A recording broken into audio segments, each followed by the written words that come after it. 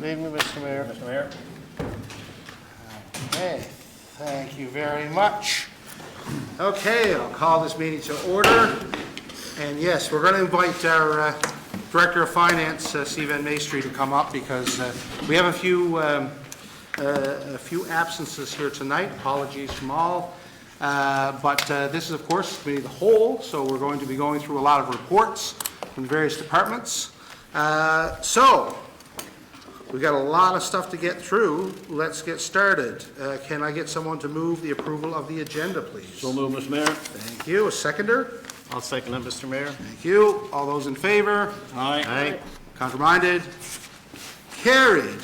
We have some minutes here from the last meeting on the 9th. Would someone like to move those minutes, please? So move, Mr. Mayor. Thank you. A seconder? Second, Mr. Mayor. Thank you. Okay, all those in favor? Aye. Counterminded? Carried.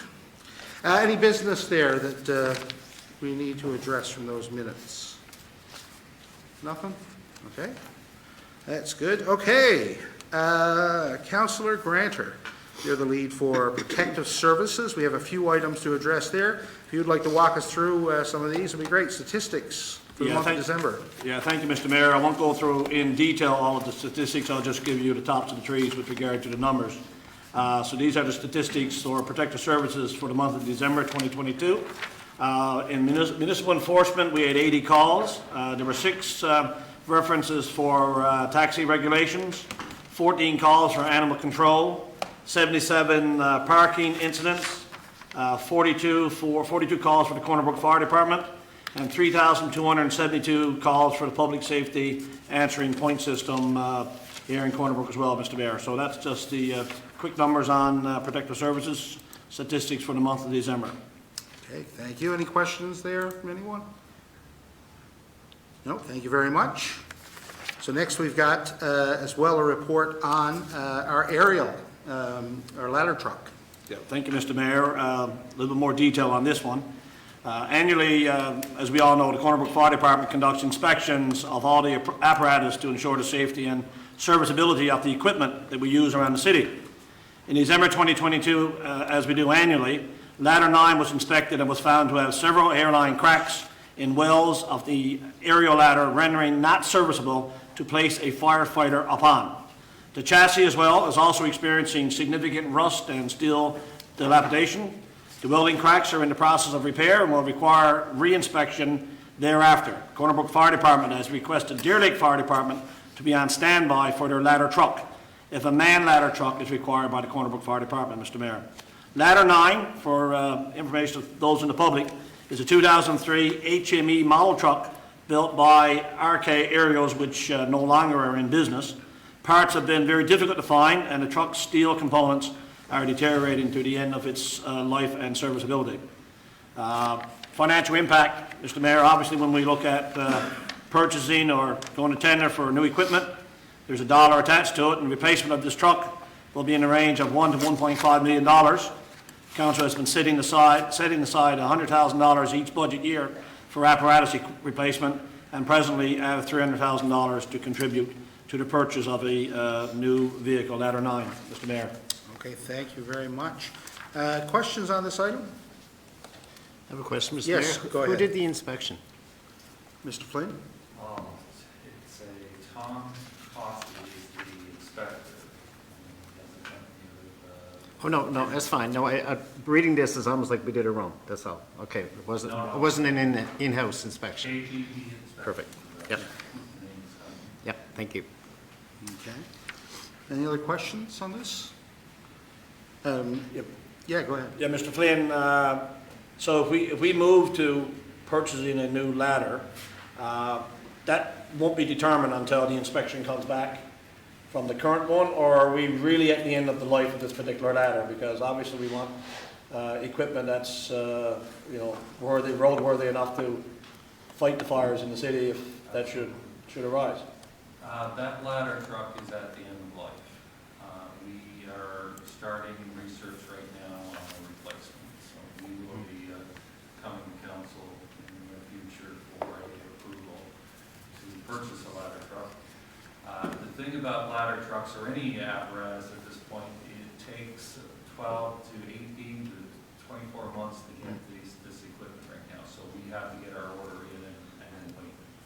So, and we're hoping that we can make this truck last until we get a replacement. Okay, yes? So do I go through you or to You should Mr. go through Flynn? me, yes. please. Okay. Sorry, just. it's Oh, I okay. didn't, It's I didn't, okay. because We're committee of pretty the whole, informal committee of the whole before used to be pretty relaxed. No, it was always through the chair, though. Okay, okay. I guess I'm just wondering if we can wait and what can we do in the meantime if you're saying it was inspected and found to have several hairline cracks. That's not serviceable or I guess safe to put a firefighter on. So how long will it take? It'll take 12 to 18 months. So what do we do in the meantime? We are getting this truck repaired right now. We're getting the welds re-welded and plated and whatever's required. Then it will be re-inspected, and we will continue to use that truck as long as we can. But subsequent inspection may render it unserviceable again. I don't know, but we're hoping to maybe get it fixed and get it back in service. So time is of the essence right now, if we can or can't, why, maybe, I guess in our next public meeting, we'll bring this forward for a motion? No, I think RFD? I think as I understand it, the department is, well, Mr. Flynn is working on getting it repaired in the meantime, so we don't have a full spec on exactly what we want yet. It takes some time to develop an RFP for such a vehicle, and I understand that the vehicle, like, I don't know how much we use the ladder per se, if another vehicle in our fleet might be more appropriate, or, We're looking at our whole fleet anyway, and what we need in comparison to what we need to deal with here in the city from a risk perspective. The ladder, no doubt, has to be part of that list of run vehicles. So, yeah, we will be doing research on that, and we'll be bringing forward a motion to commence the purchase process as soon as possible. Okay, thank you. yes, One follow-up, Mr. Mayor. We've made a request to Deer Lake Fire Department to be on standby if a ladder truck is required for to assist our fire department. Did we get a response back from the Deer Lake Fire Department on that request? We did, yes, and they are in agreement to provide that service to us at a cost, I would add. Whatever their cost is, we will pay that. Thank you, Mr. Mayor. okay, any other questions? Yes. Do we know if their ladder truck is a pumper? Or is it just Flynn? ladder? I don't know the answer to that. I believe it's a ladder / pumper, Okay. but I don't know that for sure. Now, I know back in the day, like, the ladder truck we had before the one we have now was just strictly ladder. There was no pump, it wasn't pump, you couldn't pump water through it. So at that time, we made arrangements with Newfoundland Power just to get their bucket truck, right? Oh, okay. Right, their lift, and because that's all that truck did was bring the firefighter out, right, kind of thing. Mr. Flynn, do we use that, how often do we use it in a manned, like, with someone on the ladder itself? Well, we use it probably 2 or 3 times a year on structured fires, on 2-story houses. It responds to all our commercial calls right now. Yep. Just because of the aerial approach. Fire department. Okay, good. Any other questions there? Nope. Good, okay, thank you.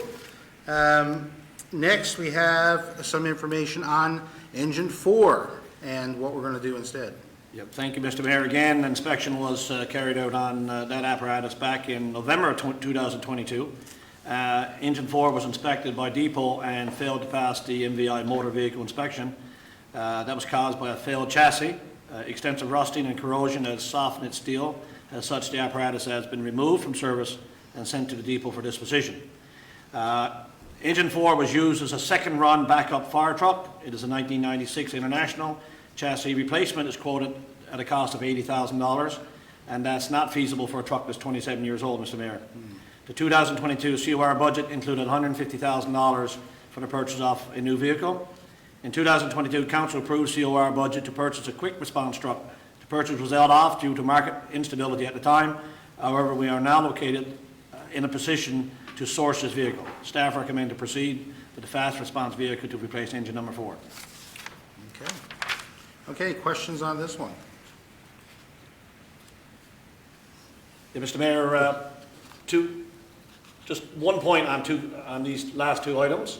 Both the inspection for the pumper number 9 and now engine number 4 were done in November and December this past year, and both failed either a motor vehicle inspection test and or the other assessment that was done by an external group. So would these have been inspected also in November of 2021 and December of 2021 for engine number 9, pumper number 9 and engine number 4? And did they deteriorate so much over a 1-year period?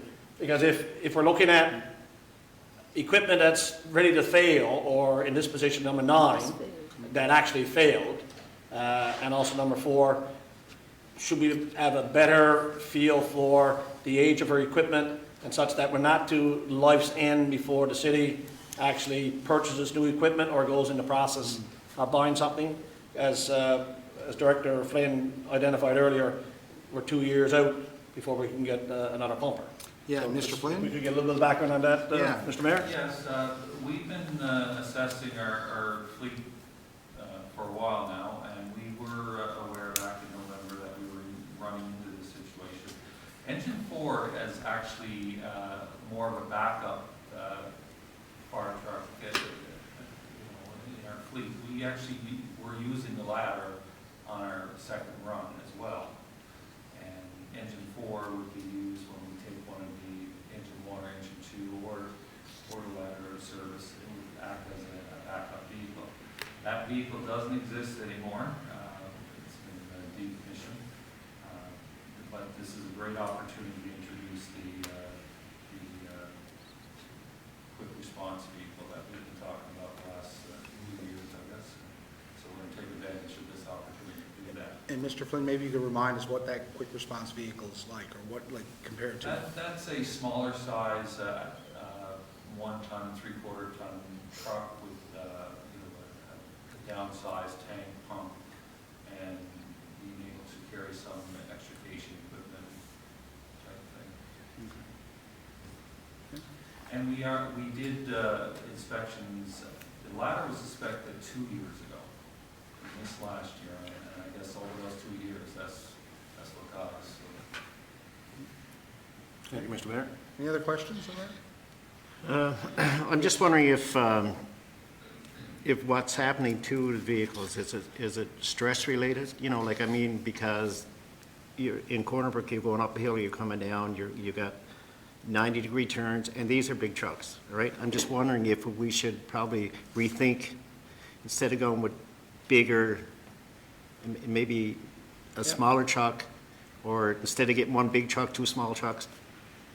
You know, that kind, you know, It sounds maybe like not- this, Yeah. the quick response, again, is a vehicle will be appropriate for going to motor vehicle. Yes. Accidents, Collisions, yeah. That type of response. Yeah. You know, our responses that don't require, Yeah. full response. Yeah. That's the idea of Yeah, we've been talking about that for a number of years now. that. We have, Changing, I guess, our tack there to try and, to relieve some stress on our Yeah, fleet. because my understanding when we were purchasing these vehicles, they were capable of carrying the firefighters that you would need to respond. So the idea, you wouldn't be sending everything, you can put everything in one truck, like the Cowboys, you could probably get 4 or 5 firefighters in, right? But it still seems like everybody's still going, but we're taking all our vehicles. Yeah. I just, this is not the time to be talking about this, but it probably, No, and we are reevaluating all Yeah. that and why we send, and who we Yeah. send to different calls. So that's all being looked at by the Yeah. deputy. Yep, thank you. Okay. Good. Do you have any other questions there? Good. Okay, thank you very much. And we have some information as well on rodent control. So I don't know, would you prefer? Yeah, Mr. Flynn Mayor, to- Director Flynn and I had a conversation, and since he worked on that report. Sure, yeah. I'm going to pass the floor over there with your permission, Mr. Mayor, to Director Flynn to take us through synopsis of report on rodent control within the city. I can't think of anyone more qualified to speak on this. There you go. True enough. Yeah, Thank you, Mr. Mayor. Over the past year, we've been getting an increase in the number of calls of rodent control issues throughout the city. But I want to qualify that in saying that this is not just a Cornerbrook problem. This is a Newfoundland problem, it's a Canadian problem, it's a North American problem, and it's also a UK problem. Wow. This problem is almost an international problem. If you look, it's only to Google, and you can get that information. But I know communities all around us are experiencing the same thing.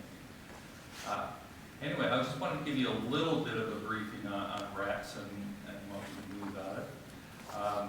The rat that we have here in Newfoundland isn't native to Newfoundland. There's never rats in Newfoundland, but the rats are a Norway rat, and they were introduced by settlers from rat-infested ships when the white man first came to Newfoundland, I guess. The rat is known as a sewer rat, a common rat, dwarf rat. It's usually, rats are about 10 inches long, the body, and the tail is 10 inches long. So when I get the call that the rat was the size of a cat or a dog, that's highly unlikely. The life cycle on them are about 1 to 3 years. They breed all through the year. They don't wait to spring. They're at it all the time. There's normally 3 to 6 litters per year, 7 or 8 pups. They only have a 21-day gestation period, and sexual maturity is at 5 weeks. So you can see how a rat population is full quite quickly. Their food, they're omnivores, so they eat anything. They're cannibals, they'll eat their own. They prefer fresh nutritional food, but will also enjoy curb trash. And one of their favorites, though, is dog feces. So if you have a garden with a lot of dog feces in it, you're going to have rats. Bird feeders and trash composers are also another feature that rats love. And they stay close to their food sources and water. In fact, they will nest within 70 feet of that food source. They burrow, as far as their shelter, they burrow on building foundations, wood piles, rubbish piles. They love sewers and vacant buildings. They also enjoy that as well. The big risk about rats is that they carry disease, and they carry, hantavirus, salmonella, and what it does, they contaminate food that pets would eat or humans would eat. As far as property damage goes, they nest in people's homes, in attics. They chew through walls, wires. Lately, if you talk to any dealerships here, they're actually eating wire out of motor vehicles right now, even here in Cornerbrook. Toyota, I was up there last week, and the guy brought in a whole harness, electrical harness, was eating out of his vehicle, rodents. Just to give you a little more insight on the calls volume, back in 2018, we received 24 calls, 2019, 28.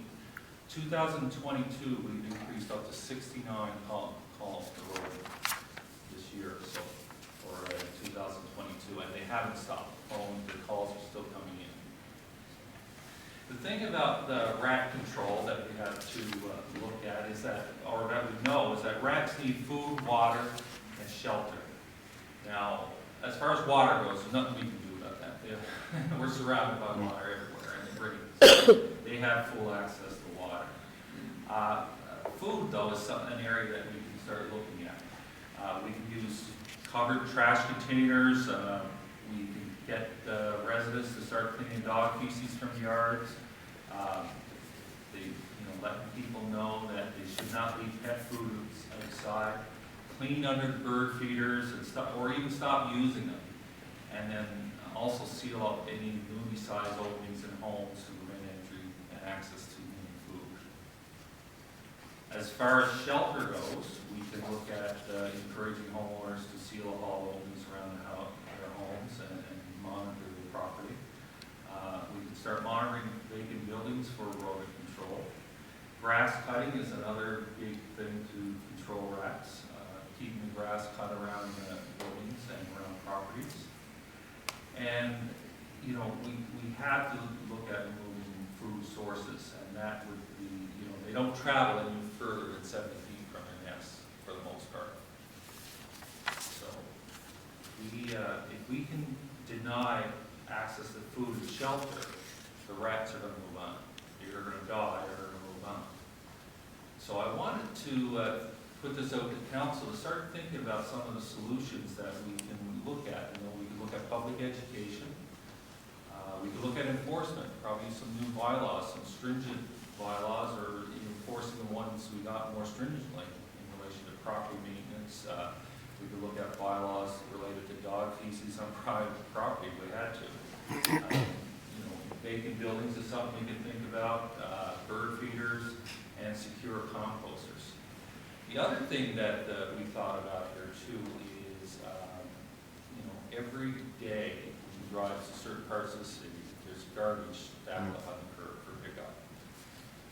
We can start, and I want council to put some thought into this, is getting those trash containers, those ones that, you know, like St. John's has basically, those wheeled trash containers that have a cover on them, and keep the rodents and birds out of the trash supply. And we need to look at maintaining even our own property better, you know, cutting grass on side streets and along our streets and things like that. And we're totally open to other ideas as well. So reach out to your constituents and see what we can bring to the table here. That would be much appreciated.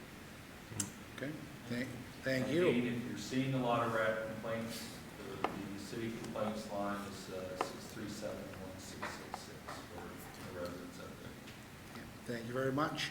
And it related to the 1666, again, if there's any city-related problem, please call that number. Where can and can't we intervene if we see rats? The city only has authority to deal with its own property. And own property are the streams and along the city, property that we actually own in the city. Private property, we're not permitted to, as an organization at this point, to go and administer control measures. Okay, thanks, that's helpful. Yes? So how can, I guess, this is something we gotta sort of put our heads together on, like, how can we actually, I guess, be able to go to people's property and, you know, get rid of the rats there? Because it's okay to say there's a rat on the front, in that front little bit under, you know, the city owns, but most of them are in behind houses and things like that. So, like, it's a catch-22. How can we make a bylaw, or can Well, we? we could look at a bylaw that's a little bit more enabling for our NEOs to go out and enforce, inspect, and enforce property laws that require homeowners to clean up or whatever. You know, and there's already bylaws that speak to that. But probably we need to put another line or two in there to talk about, you know, bird feeders or nuisance items, dog feces, whatever. Put some thought into that. Thank you. Anyone else? Yeah, I like the idea of changing the mindset kind of thing, like instead of trying to get the rat, then if you eliminate everything that draws the rat to your property, you won't need to, because they'll leave. Exactly, they're gonna move on. You know, maybe that's an area, direction we probably should be going in, instead of, you know, thinking about caging and trapping and, you know, just, if you do, if you do your part, they'll leave. Exactly. Yeah, I think the garbage thing is a common problem, I think, that we've seen in terms of keeping our city clean. We've talked about that a lot, and it's a real challenge. I know we do see a lot of torn up garbage bags around the city from time to time. The not just rats, of course, but the seagulls and crows do quite a job on things like garbage nets and things like that. So it might be worth looking at where we are in terms of garbage collection. I know we have a bit of time left in our current garbage contract, but I know around my neighborhood now, there's a lot of people who have garbage, like plastic garbage cans, not necessarily the ones, the automated ones you're talking about, but they're storing, in fact, a lot of people store their garbage outside, get it out of your house. As long as you have a sealed garbage can, I guess it's a pretty safe way to do it. But, yeah, it is, it's a real challenge here, for sure. And it must be environmental to a large extent. Our winters and our mild temperatures must be making a difference, because this is something, like you said, it's not just here, it seems to be everywhere. It's international right now. Yeah. I think too, Mr. Mayor, Yes. people got to realize that if you put your garbage up and put mesh over it, you know, that the crows and seagulls, that doesn't bother them. I think the idea of the mesh is that if they open it, then it will stay contained. Yeah. But if the garbage guy comes and pulls the mesh off, then it's, right? So the mesh is good, but it's not doing what people think it's doing, Yeah, right? yeah. Okay, any other questions there? Good. No, thank you for that, Mr. Flynn. Yes. Again, we definitely got to think about some solutions there, because we're all hearing a lot more, as you say. Next, we've got some Public Works reports. Deputy, we had some analysis, I know, from, I see from Mr. Burden here on the historical budget and our snowfall. Thank you, Mr. Mayor. I never met with the director. He gave me this, we sort of had a quick chat the other morning in the hallway, passing one another. Anyway, the Department of Public Works, Water and Wastewater would like to summarize for council the cost of snow clearing versus the amount of snowfall from 2015 to 2022. I'm not going to go through every year, I'm just going to go through 2015. We had 502 centimeters of snow, and it cost us $167,434. In 2022, we had 535.4 centimeters of snow, and it cost us $2,153,008. So from the table in the graph above, it is clear the cost of snow clearing is not directly related to the amount of snowfall in any given year. The timing of snowfall, for example, weekends, has a greater impact on snow clearing budget more than the total amounts. Okay. And maybe Mr. Burden could fill us in. Yeah, it's remarkably consistent how much we spend on snow clearing over the last, 7 or 8 years. So, Mr. Burden, what is the big, what do you think, I guess, are the big factors in terms of snow clearing? Thank you, Mr. Mayor. A lot of our costs attributed to snow clearing are fixed costs, i.e. our labor and our equipment. Two things that are variable based on the amount of snow is our overtime and our fuel costs.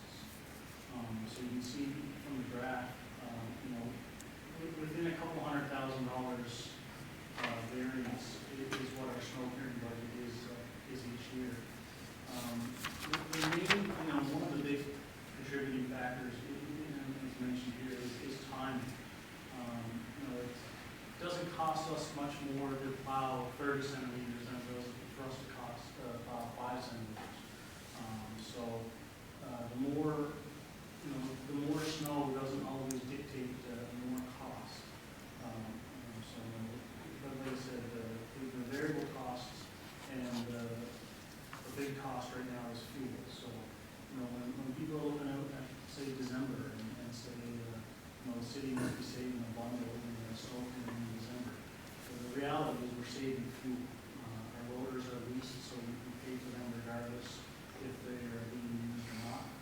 And our labor is pretty constant. Fuel at one point almost $3 a liter can change your smoking budget quickly.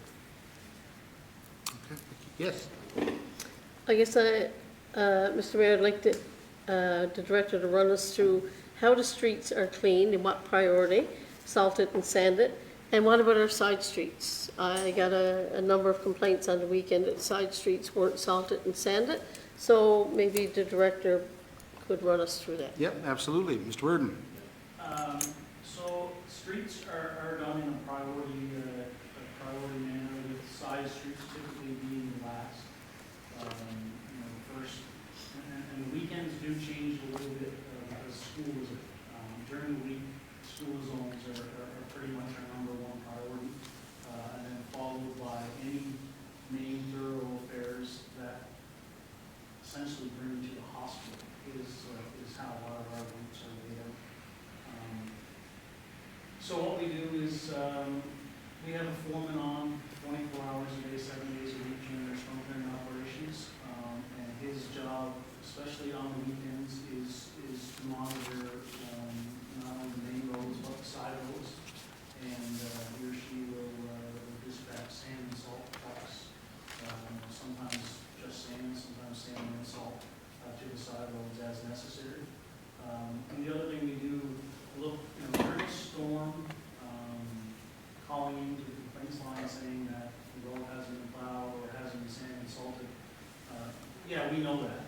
We're doing the route in the order that we always do it. On the weekends, like this weekend, for example, was a weekend where we weren't plowing and all we were doing was sand and salting. And some areas were slippery and some areas were bare. So a lot of it this weekend was driven off the complaints line. We wouldn't have a big crew, we were a small crew, and we would be just tackling the areas that were in, based on, the foreman's analysis plus what he would see coming. So I guess the message is call the complaints line if your street is not salted and sanded. At some point, I would think, right? At least it sets in motion what can actually happen. It takes some time for sure to get mobilized. And, Oh, yeah, is and that a do? the changing there, I think the weekend before last was particularly difficult with the freezing rain and snow. So the changeover there, I noticed we were plowing in Friday evening, and then we had the changeover, and I guess there was some sanding and salting going on after the roads were cleared. But then it seemed that we had sugar covering our whole city. So It wasn't again, sweet. it was a mess. Yes, Councillor Gregor. Yeah, just to follow up to what Director Burden alluded to. I'm trying to comprehend, and I know obviously it's pretty much the same cost if it's 5 centimeters or 15 centimeters, on the street to send the plow down that particular street.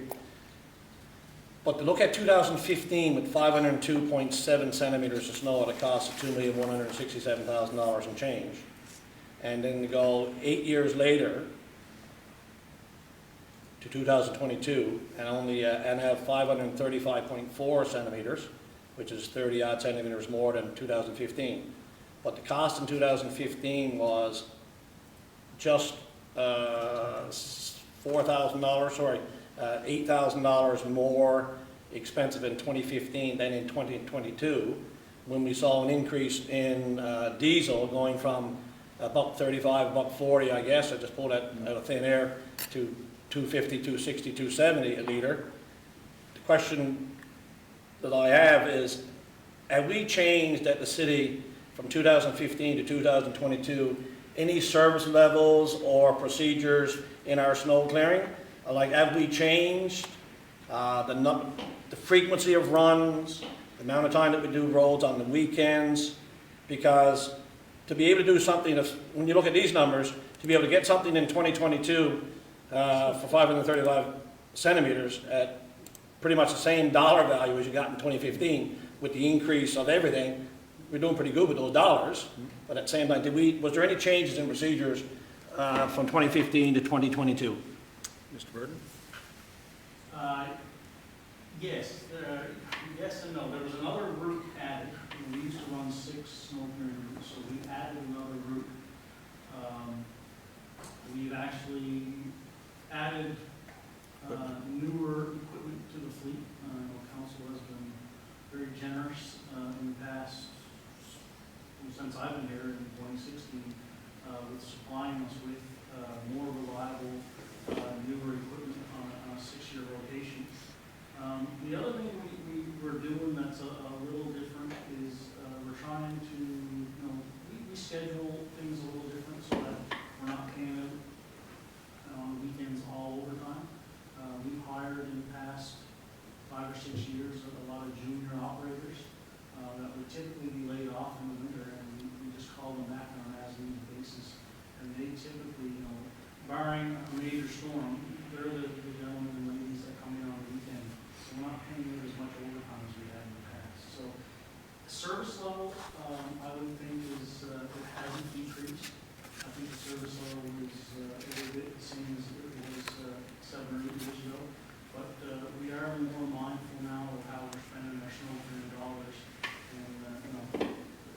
trying to do a little bit more with less, and a lot of that comes back to scheduling and more reliable equipment for sure. Oh, I'm sorry. Oh, you finished? Okay. One final, just for the public interest, there was some program in the city a few years back where we used, correct me if I'm wrong with regard to the terminology, some Picor liquid de-icer equipment that we had. So do we, I was asked that question by a constituent a few days ago during the most recent snow, and I didn't have an answer to that, and I said I would ask it at a public meeting just to get an update for people in the public. Council, we haven't, we've dabbled in that from 2016 to probably 2018 or 2019. Didn't see much of a benefit to it at all, to be honest with you, on the small scale that we were doing. We still have the equipment in the salt shed to do it, but like I said, we just didn't see, we had the ability to make it, but we didn't have a good fleet to disperse it. It comes at a much more greater cost. Yeah. So it's something that we kind of scrapped since 2019. Thank you, Mr. Mayor. Yes, Deputy. Mr. Mayor, if my memory serves me correctly, 2019 would have probably been the year that the snowstorm started on Friday afternoon and ended on Sunday evening, because we had 1 year where every storm started on Friday after school and ended on Monday morning or Sunday night. So I can almost think that would be the year that we spent over $2,292,733. Also, I wanted to ask Mr. Burden have we seen an increase in the cost of salt over the last year? Mr. Burden? No, salt has been fairly stable in cost. When I started in 2016, we were paying, I think it was a little over $100 a ton, and that's our cost. Our salt tender is done through the province, so because of the large quantity of province buys, we're able to take advantage of the price that they receive. So the price hasn't gone up considerably in the past 7 years. I think it's gone up maybe 15%. It's up around $115 a ton now as opposed to about 100. And then it's another thing that's saving us a little bit on cost is we try to use more sand is about a tenth the price, so it's way cheaper than salt. So the more sand we can use, less salt, the more money we can save. Yes. Yeah, Mr. Mayor, a few seconds ago I said it was the last question I had, but when Director Burden just brought up that last point, it prompted a thought that I had, because I did get asked last week about the specification that's being used by the city for their sand component or gravel component with their salt, because I had a couple of residents last week say that in their driveways, obviously it was attached to their trucks and all this kind of stuff. He said, this particular person, one of the two people said, was very muddy. And I recall in a situation before I was on council a few years back when there was an issue apparently with the combination of salt and sand that was added, and it meant incredible cleanup that particular spring. Because as we know, what goes on the roads in January month must come off the roads in May, June month. We hope May, June month anyway. So do we follow a spec? Do we follow a provincial government spec? And is that spec done on when we purchase the sand in I assume in the fall of the year? Or if it's a continuous adding of a material to the salt, is that specification checked as it's added to the salt fleet? So every year, we take advantage of the provincial tendering process, so we get the same price as the province for our sand. And that sand is bid based on a particular spec, and it's checked by the province as it's being delivered. We only get one shipment of sand per year, and we pre-mix our sand with salt from the and the main reason for that is to keep it from freezing up. So, but the spec should, it is all bid through a provincial spec. Thank you, Mr. Mayor. Yeah, I think it's, oh, yes, go ahead. And that is, I just want to add one thing, that at times, say if we got freezing rain and it's -1, and we got ice build up on the roads, you know, we sometimes switch to 80 or nothing, or 100% solid, because that's the only thing that's going to get it, basically protecting the trees, and that seemed to happen a lot last year, so. Yeah, so I guess it's important to know, I guess, that we don't spare any expense when it comes to snow clearing. We have our plan in place. If there's snow falling, we're gonna plow it and deal with ice control and things like that. The other thing is, you know, this tells me that the timing of that is so much more important than the quantities. So if you get, obviously, if you get all your snow over like a 10-day period versus over a 50-day period, there's going to be some fuel savings and things like that. But you won't see necessarily a big labor component to that, because we do carry staff that are doing other types of work when they're not operating a plow or a salt truck. So when we do get good weather, we often take advantage to do things like pothole control and things like that, that we have to, pushing back snow, getting out the blowers when we need to. There always seems to be work to do for us for the snow clearing. So it is good, it is interesting to see how similar our costs are year after year, despite the changing quantities of snow, for sure. Okay, any other questions there? Go, No, yes. just a comment. I agree with the deputy. I think every now and then we should probably go over, let our public know just how we determine how we plow, when we sand, when we salt. And, you know, like, just to, you know, just to bring it to the table and just educate. Much the same with the rat thing, right? Just educate. Absolutely. Okay. Next, we have some information on a work order system we're looking at for Public Works. Deputy Mayor. Thank you, Mr. Mayor. For some time now, it has been recognized that the Public Works Water Wastewater Department is in need of a work order system software to more effectively and efficiently schedule work. On January the 17th, 2023, the Director of Public Works, Water, and Wastewater attended a demonstration by Central Square, our current financial software provider, for their work order software, WorkTech. This software will be integrated with our financial software such that the cost for work completed by the department can be efficiently tracked. It is the recommendation of the Director of Public Works, Water, and Wastewater to move forward and implement the WorkTech software for all Public Works, Water, and Wastewater operations. The estimated cost for the implementation is not yet finalized. However, this item will be brought back to council once costing is finalized. Central Square also has fleet management software that will be very beneficial to the fleet coordinator and mechanical garage. Currently, we do not have such software in place, and we would benefit from this software. The Director of Public Works, Water, and Wastewater has requested a price from Central Square to purchase and implement the fleet management software. If the price of the fleet management software is reasonable, we will request a demo from Central Square to determine if the software meets our needs. The timeline for implementation of the work order software for Public Works, Water, and Wastewater would be spring 2023. Okay. Thank you. Thank you. Questions on that one? I do. Yes, go ahead. Maybe we could explain to the public and to, I guess, us, for some of us, exactly what it will do. Okay, Mr. Burden. Yes, Mr. Mayor.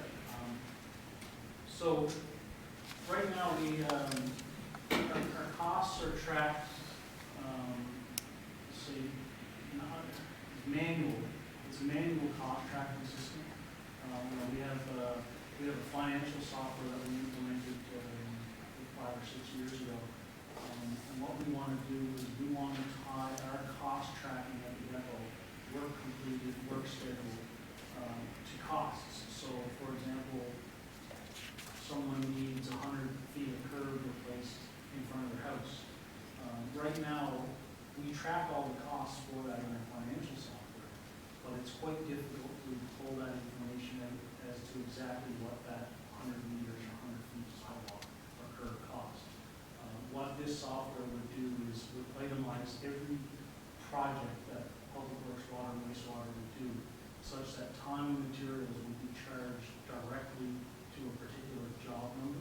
And then at the end of the day, every piece of work we do is an individual unique job number. So we have costs, we know our exact costs for the job. You know, it's not that we're not tracking costs now. We track costs very closely, but it's a very labor intensive to go through the work orders and go through our financial software, our invoices, and our time sheets, which is all separate. What we want to do is combine all these pieces into one software, so it's a lot more trackable. Good, yes. And it says it will be beneficial to the fleet coordinator and mechanical garage. So would we look at Public Works first, and then if that works, then we would go on to our fleet management? Yeah, so it's, from what they explained to me in the demonstration, it's almost like two different modules of software. So there's a module, Work Tech, which is specifically for Public Works, Water and Wastewater. And then the second little module would be a time and materials tracking or work order software for the mechanical garage. And again, the reason we're so interested in Central Square is they currently have our financial software that's being used by Treasury. So it would be nice to have all the information in one piece of software. But you're correct, the idea would be to implement in the Public Works, Water and Wastewater realm.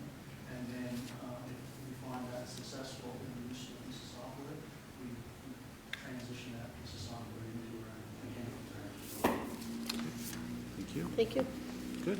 Anything else? No. Okay, thank you very much. Capital Works, Councillor Pender's not here. Mr. Charters, would you do the honor and give us a summary of what's going on from a Capital Works perspective? I'll do my best. We had a lot of work completed this summer. I'm just going to highlight some of the major projects and some that are ongoing and some that are coming up for next year. So I'll start with the Mount Vernon Avenue construction. Very large job. This is to facilitate the new hospital when it opens. It's a $10.5 million contract.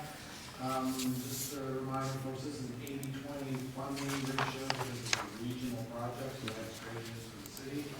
The work includes new underground infrastructure, curb, water, sanitary sewer, curb and gutter, and sidewalk on one side of the road and asphalt. Work zone 1 was complete. We got started late in the year. That is all wrapped up for the winter. It was a couple months ago now. The project is about 14% complete to date, so you'll see that ramp up very early in the spring, and that will be a significant project ongoing next summer. Corner Brook Regional Recreation Center. If you haven't been up there, the building is really taking shape now. It looks like a building. The steel work is about 95% complete. Masonry walls are going up inside the building. The exterior wall rebuild is supposed to start tomorrow, which is great news to see that work finally proceed. Perhaps the most exciting part of it is to us engineers is that the glass wall, curtain wall assembly will arrive on site next week. It was delivered, I'm going to say 2 weeks ago now. That's the translucent panels. And so once we get those, they come off the truck and are installed, so you'll really see the building facade take shape when those arrive on site.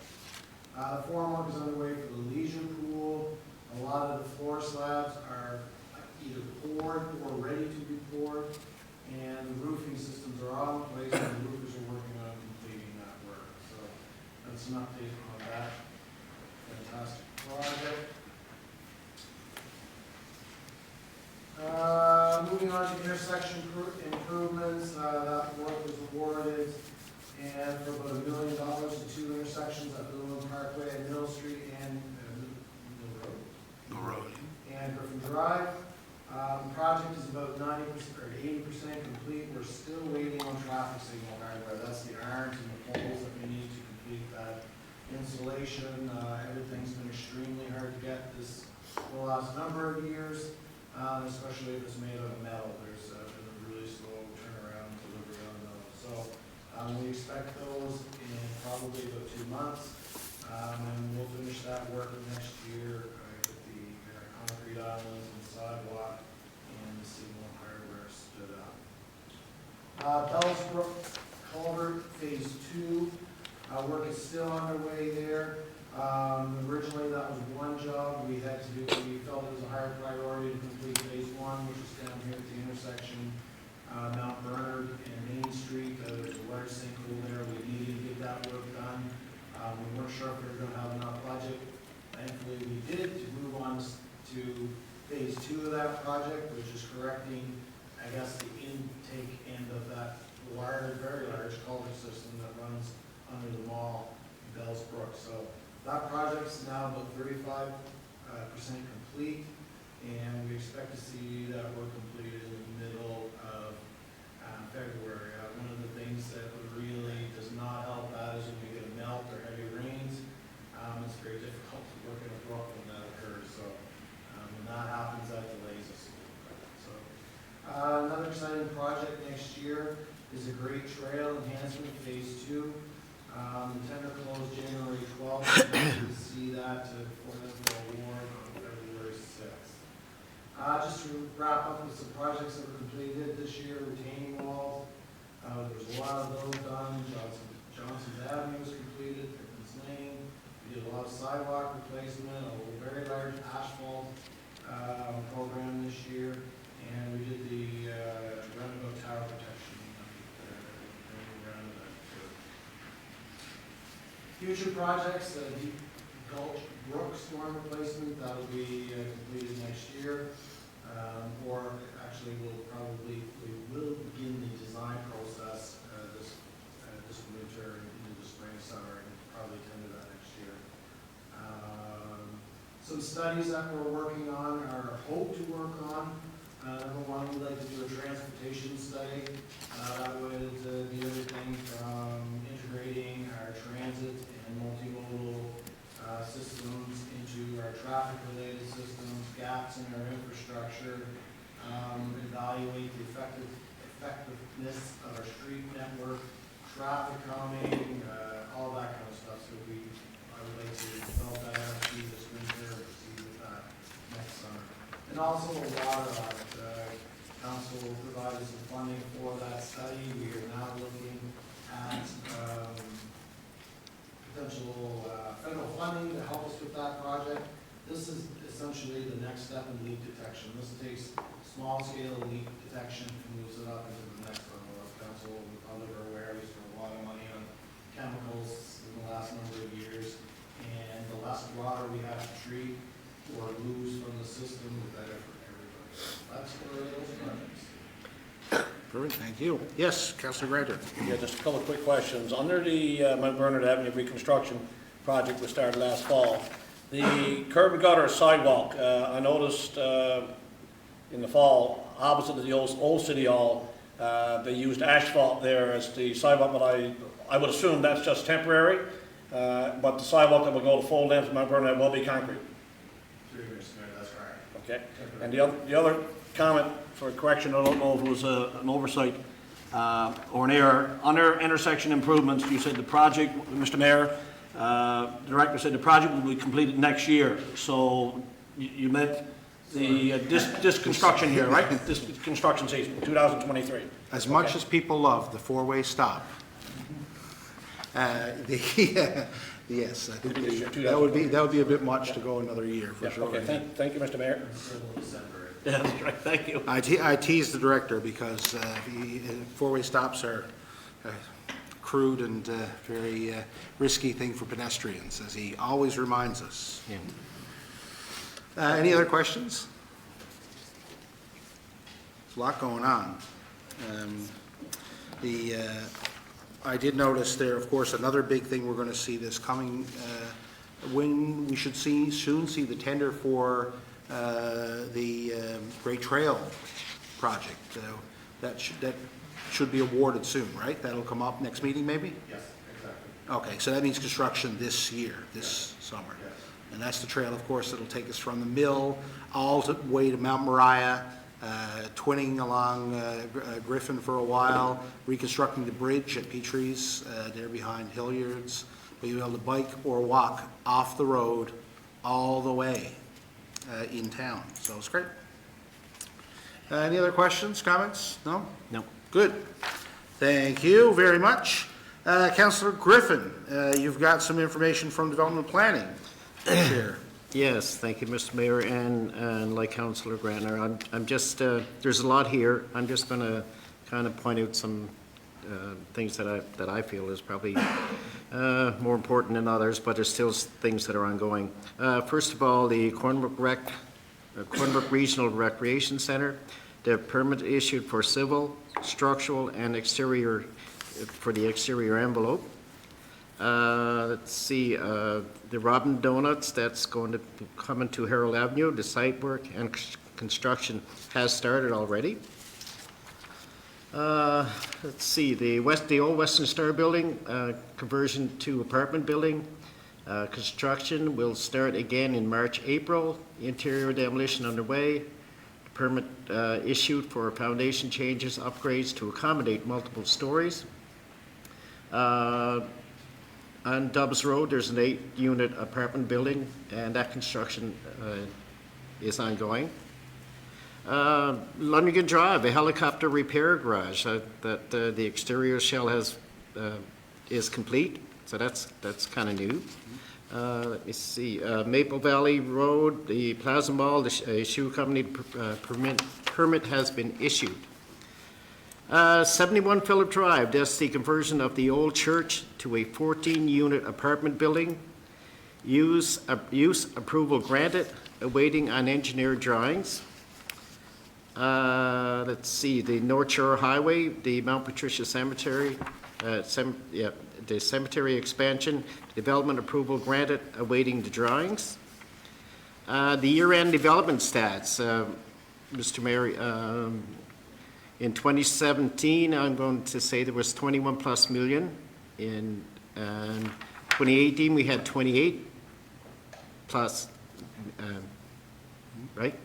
Yes, okay. 2019, 11 million, I guess that's the COVID thing. 2021, we had 17 plus, and in 2022, we had $25 million plus. And that's the, in construction, so that's good. Let me see. The Sustainable Development Local Food Infrastructure Fund Community Greenhouse partnered with WEC, that's Western Environmental Center, that will house programs and education surrounding community food, local growing practice, as well as new innovations in growing technology in northern regions. There's over $100,000 in total funding, 42 feet geodesic dome greenhouse, partnered with the Association of New Canadians, Vine Place Community Center, Immaculate Heart, and other outreach groups. Should be in the building, it should be in building process by mid-June. Let's see, the Trans-Canada Trail, the Great Canadian Trail, will be working with the Haliput to ensure proper Indigenous engagement on the project as it moves through culturally significant areas of the municipality, and in this case would be Crow Gulch. Signage to educate on the cultural, geologic, and I thought I was going to get through that, but I probably should have jumped it. And economic histories of the area. And that's pretty well it, Mr. Mayor. Yeah, there's a lot going on there. There's a lot It's, going on. I don't know if anyone has any questions. Of course, these reports are available as well on our website. Yes. But these are for all of council as well, so if there's questions there, go ahead, Councillor Grant. Just one question, Mr. Mayor. The development on Errol Avenue with the donut shop, and I guess physiotherapy business, I guess if that's 3. The street that passes through where Shoppers Drug Mart is, which has been barricaded for a while. I haven't driven over in the last few days. Still. But is it still barricaded, and what's the time frame on that? Is that linked to the development with regard to the donut store? Or is that something else that's on the go there? Mr. Chairs? I don't know if it's still blocked off. I haven't seen It is. It is. Yeah. No, the answer to the question, the province granted access onto Mill Park Drive, therefore that development can take place with that private roadway being So it's linked to the project with regard to the business that's being developed there? The properties there are all private property, of course, so the road is not a city road. Right. Where it's linked, so well, I don't know the specifics of the property owners there, or why they blocked it at this time. But I know that the property owner of Herald Towers was able to get at least temporary access via the province to get in to do construction work. I'm hoping that both neighbors will be able to work out exactly how they'll access that property in a sensible way, but that's something now that the private property owners are dealing with, unfortunately. So for now, the access is shut down until the development is complete and or until the owners of the properties come to an agreement about how to access. Yeah, I The buildings. don't think the owner of the property and the access is not the owner of Herald Towers. Right. It's the Millbrook Mall. Yep. At that side, so it's not done for the purpose of the construction, if that's what you're wondering. And is it a city street? No, And over the years, has the city plowed that street? no, No, so it's always been done by the private contractor? yeah. Okay, thank you, Mr. Mayor. Yeah, any other project? Yes, go ahead. So there is a chance that it may never be opened again as a street. Again, potentially, but hopefully not, and again, this is, we'll see what happens here, but, Okay. Yeah. Thank you, it was interesting. yeah, it is one of those areas where, of course, a couple of years ago, we had a similar problem. Sinkhole. Where we had a bunch of damage to the road that was in the provincial property there off of the Lewin Parkway, that we were able to, work with the province and get that fixed up. But the rest of it there is private property. It's good we brought it here tonight, Mr. Mayor, because a lot of people are saying it's city property. Yeah. And the city hasn't plowed it and whatever, we sort of have taken a little bit of a rap for that one. Yes, correct the record where you can. Yeah. But we want to help out. We know that it's inconvenient for some people, so Very we'll inconvenient. continue to work with those owners. Yeah, Mr. Mayor, Yes. yeah, just to add to that too, like we need to have those big crater holes there at beginning, like when you come off and go in, and everybody was blaming the city for not fixing it, but it's not our road. Yeah, that was one of those Wasn't it? cases where we took the bull by the horns. Yes, And, yes, I guess it was, I don't know what we'd do if we had lights hanging off of the buildings in our downtown, Yeah. like our poor comrades over in St. John's, but in that case there, we did suck it up and were able to find a way through it with the help of the province. But like the deputy said, we took a lot of heat over that because people thought it was ours, and it wasn't. No, and I think that's the one good silver lining is that people understand that it is private property Right. now. But to a larger extent, I agree, Yes. it's not fully known. But any other questions? There's a ton of projects here. I can't believe, the last number of years, and coming now to COVID, our development staff must be on wheels down there.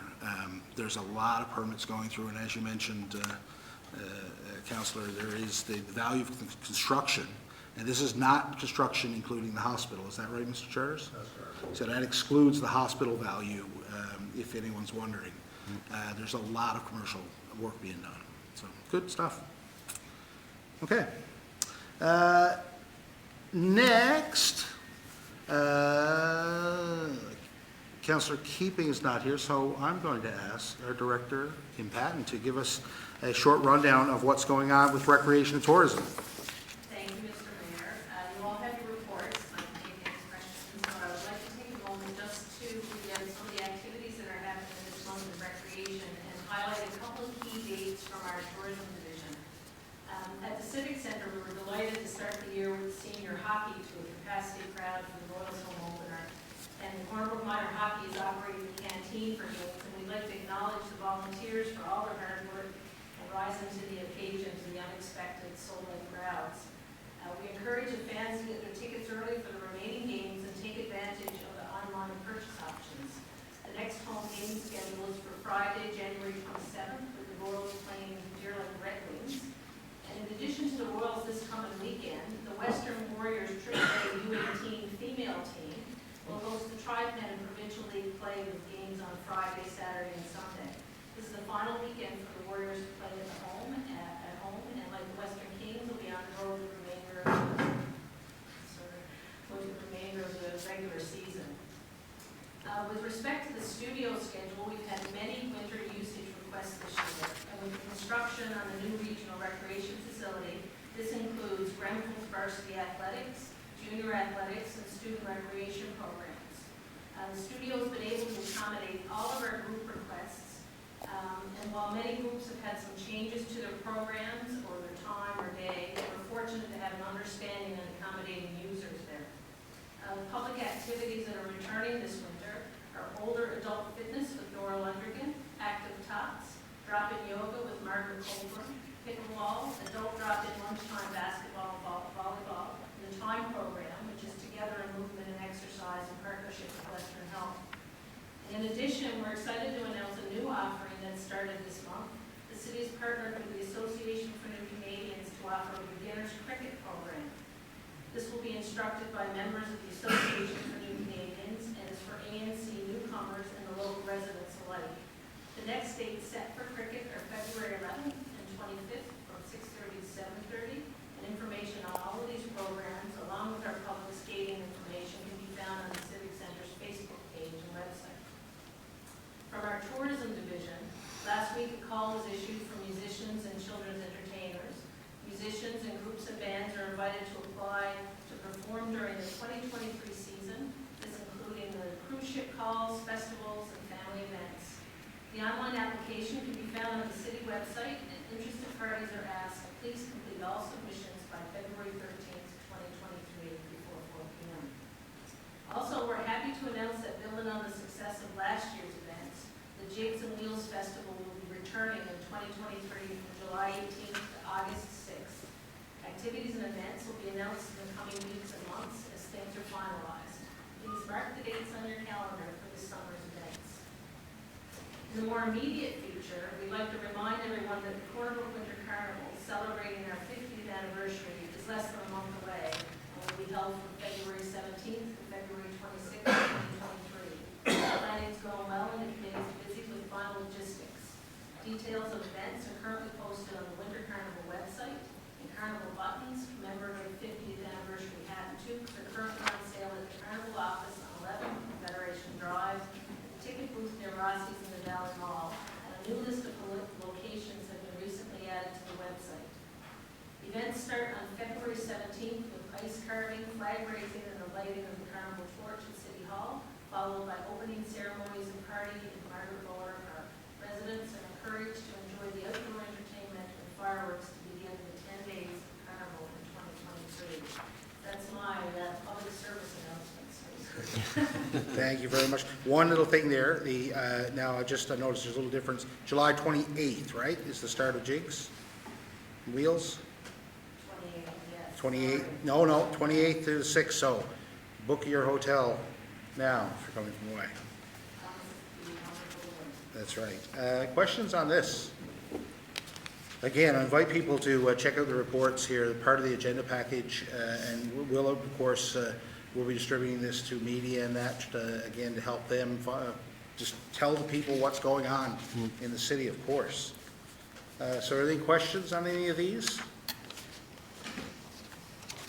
Okay, get out to the hockey game and Carnival. That's the prescription to get rid of winter blues, for sure. Thank you. Now, Director Maestri, would you tell us about some of the, how we're doing financially in this busy tax season? Yes, thank you, Mr. Mayor. A quick synopsis of the city financial results for the year ended 31st December 2022 indicates that the city's financials are in a sound and favorable position.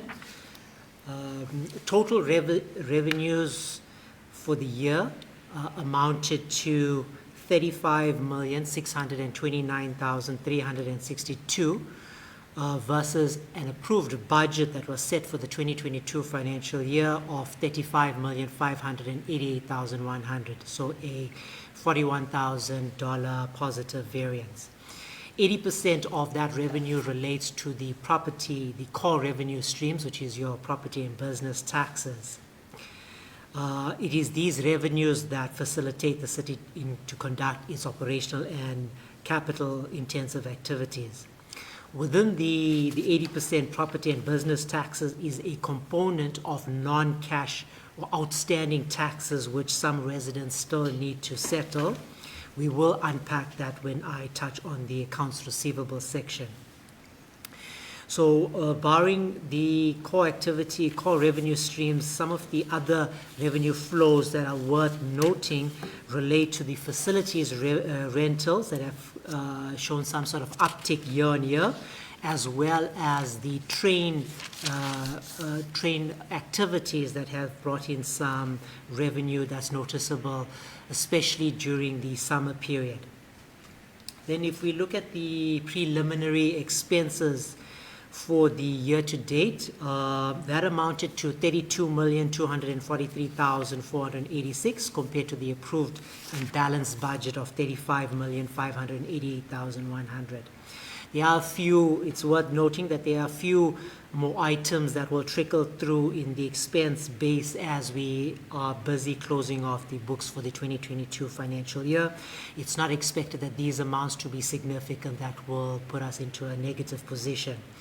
I think everyone is aware of the higher cost of goods and services that the residents have experienced, and the city has not been immune to this, and we have seen some of our key expense items increase year on year.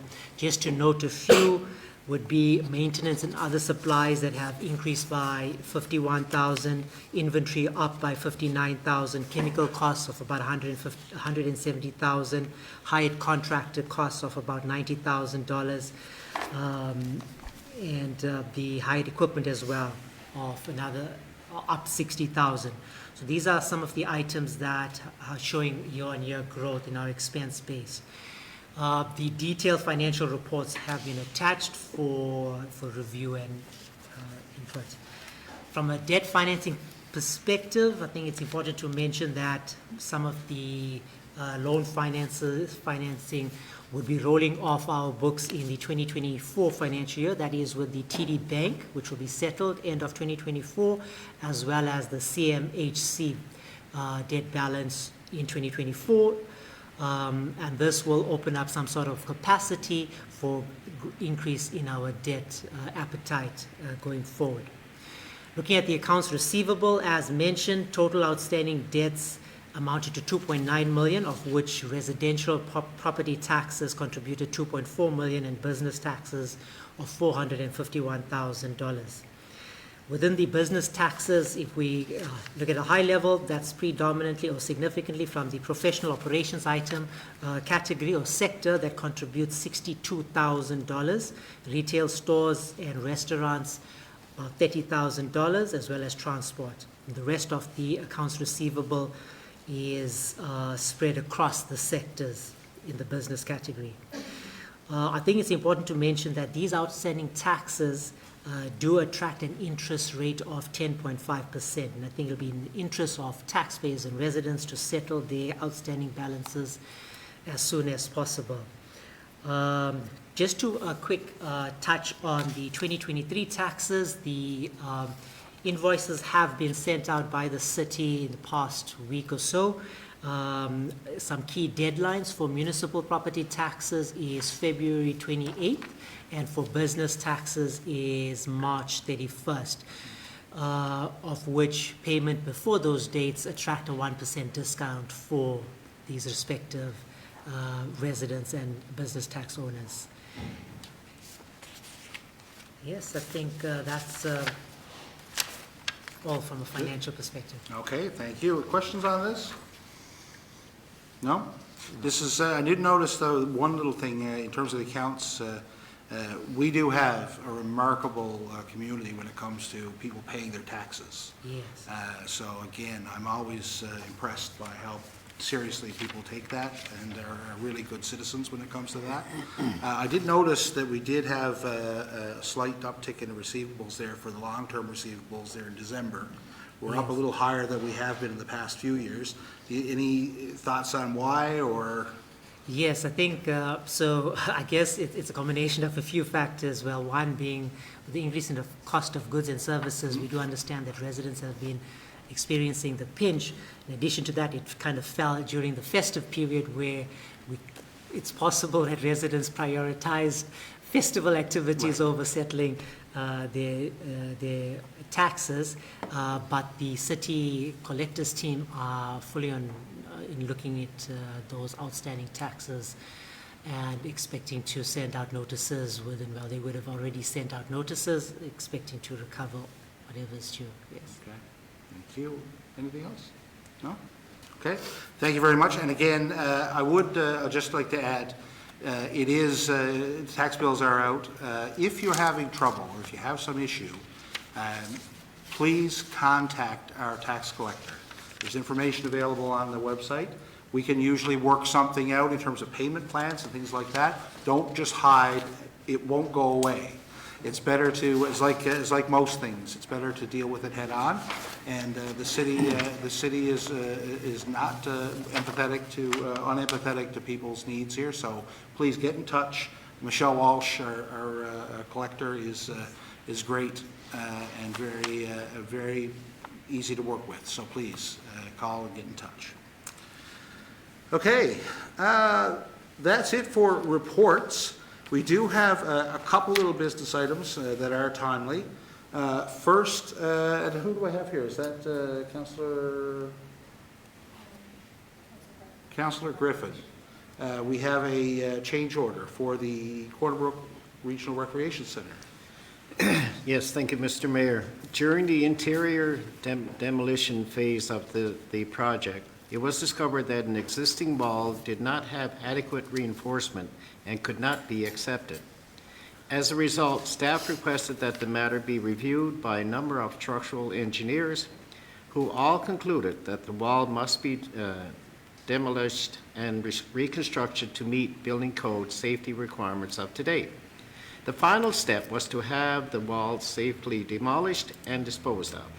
Council approved the change order for this work, which was $300,958.38 HST included, in October of 2022. The next phase of this work is to reconstruct the masonry section of the wall from below grade up to the finished grade. This work will cost $145,583.51, HST included. Once complete, the next section of the wall will be constructed. Be it resolved that the Council of the City of Corner Brook approve the change order for the construction of the masonry selection of the exterior wall for the cost of $145,583.51, HST included. I so move. Thank you very much. Would someone like to second that? Second, Mr. Mayor. Thank you very much. The questions on this item? Yeah, Mr. Mayor, I think, I don't know if I mentioned, this is the, did I say it was for our new City of Corner Brook Regional Recreation Center? Yep, that's right. Any other questions? Yes. Yeah, Mr. Mayor, not a question, but just a comment. We, as it was highlighted in the preamble, in the background information, we approved $300,000 of the change order back in October. And this is a follow-up to that.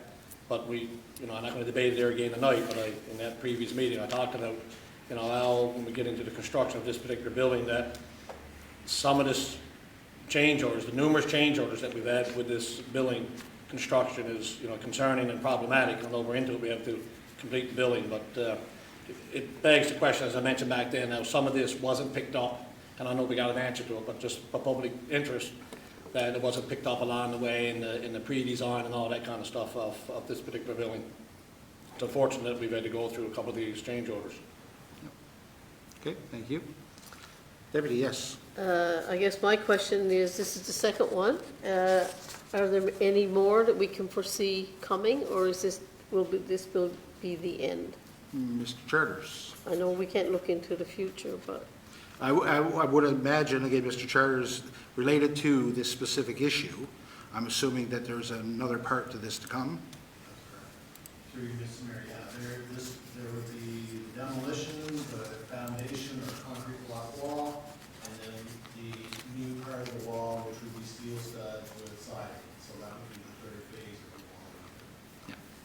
the Yep, go ahead. So I'm thinking the third phase will probably be a lot more expensive than the first two, Mr. Charters? based on, you just said the word steel, right? Yeah. Yeah, so I'm thinking, do we have an estimate of what that wall is actually going to cost us? Mr. Charters? Through you, Mr. Mayor, I do not have that estimate. I know the contractor has been working on it, and he's having a difficult time getting prices as well. I don't know at this point. Okay. Still on budget? Mr. Charters? Yes.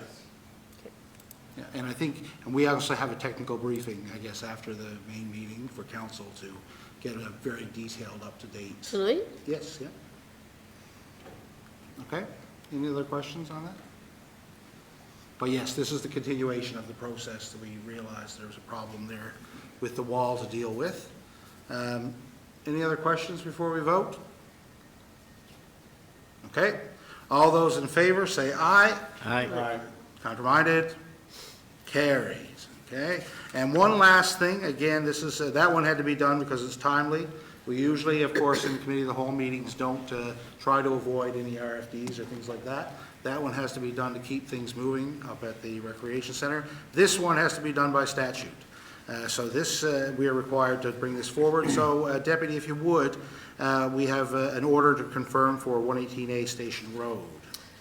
Thank you, Mr. Mayor. Since the previous meeting of council, the following order has been rescinded by the Department of Community Engineering Development and Planning, and therefore must be revoked by council pursuant to section 1023 of the Urban and Rural Planning Act. The order number is 2022-02, date of issue June the 8th, 2022. Civic address is 118A Station Road. The violation is section 5 of the occupancy and maintenance regulations. Order revoked, and the rationale is the owner has complied with the conditions of the order. The proposed resolution, be it resolved that pursuant to section 1023 of the Urban and Rural Planning Act, the following order is hereby revoked by council. Order number 2022-02. I so move. Thank you. Seconder on that? I'll second that, Mr. Mayor. Thank you. Questions on this one? This one is pretty straightforward. Pretty straight. Right? Good. Any questions? Okay, all those in favor, say aye. Aye. Counterminded? Carried. Okay, that is it. Thank you very much. This is a lot of information and a good opportunity for us all to get an update and hopefully get the public some updates and probably get the media to pass on some of this information to everyone and let everyone know what's going on. So thank you very much. We are going to have an in-camera session briefly, but as of right now, we are adjourned.